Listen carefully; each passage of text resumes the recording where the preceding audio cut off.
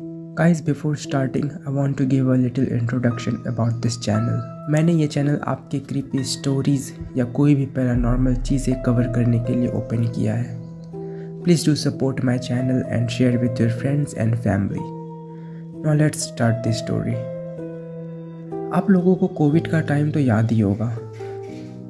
Lockdown का time था जब सारे लोग घरों में रहा करते थे, बाहर जाने से डरा करते थे. कुछ लोगों के लिए वह टाइम बहुत ही मज़ेदार था, कुछ लोगों के लिए रिलैक्सिंग था. कोई काम नहीं, बस घर में बैठना, गेम्स खेलना, फैमिली के साथ गप्पे लड़ाना.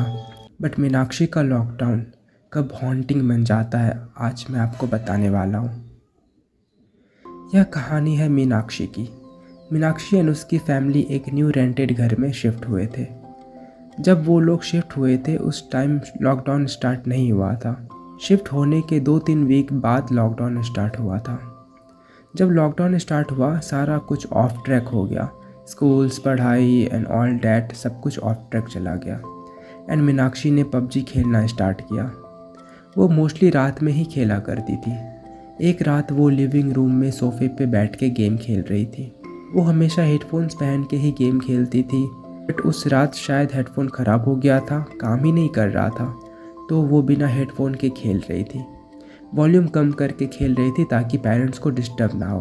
मीनाक्षी के पेरेंट्स जल्दी ही सो जाया करते थे. तो जब वो गेम खेल रही थी तभी उसे किसी की आवाज़ सुनाई दी, जो कि गेट के मेन डोर के बाहर से आ रही थी.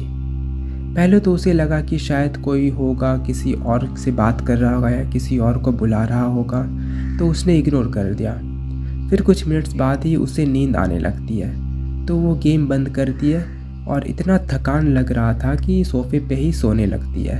बट फिर से मेन डोर से उसे वो आवाज़ सुनाई देती है. फिर उसे लगता है कि एक बार चेक कर लेना चाहिए, हो सकता है किसी को हेल्प चाहिए होगा. अब आधी रात भी हो गई थी, तो डायरेक्ट डोर ओपन करना भी सेफ नहीं था. तो पहले वो लिविंग रूम से बाहर आती है बरामदे में, एंड देन मेन डोर के पास जाके पीप करती है. बाहर थोड़ा डार्क था, बट एक आदमी वहाँ पे विजिबल था. बस दिख रहा था कि कोई खड़ा है एंड थोड़ा झुक के खड़ा है, जैसे कि कोई बुजुर्ग हो. उसने पूछा, मीनाक्षी ने पूछा, कौन? उसने कोई जवाब नहीं दिया, बट मीनाक्षी की तरफ देखे जा रहा था. 1 मिनट के बाद वो बोलता है, मुझे मेरी बेटी वापस दे दो. वो इतने अजीब तरह से बोलता है कि मीनाक्षी को और ज़्यादा डर लगने लगता है. एंड वो डरी हुई आवाज़ में बोलती है, शायद आप गलत घर पे आ गए हैं, किसी और जगह देखिए. ये बोल के वो तुरंत दौड़ती हुई अपने रूम के अंदर आके डोर लॉक कर लेती है. फिर वो सोने का ट्राई करती है. फिर उसकी आंख करीब 3:30 AM को खुलती है. उसके रूम में एक विंडो होती है जिससे बरामदे का व्यू दिखता है. तो मीनाक्षी देखती है कि जो आदमी उसे बाहर दिखा था वो अब घर के अंदर खड़ा है. ये देख के वो बहुत ज़ोर से चिल्लाती है. एंड उसकी मम्मी पापा भी उठ जाते हैं, अपने रूम से बाहर आते हैं, लाइट्स ऑन करते हैं एंड मीनाक्षी के पास आके पूछने लगते हैं क्या हुआ. जब उसकी मम्मी पापा लाइट्स ऑन करते हैं तो वो आदमी अचानक से डिसअपीयर हो जाता है.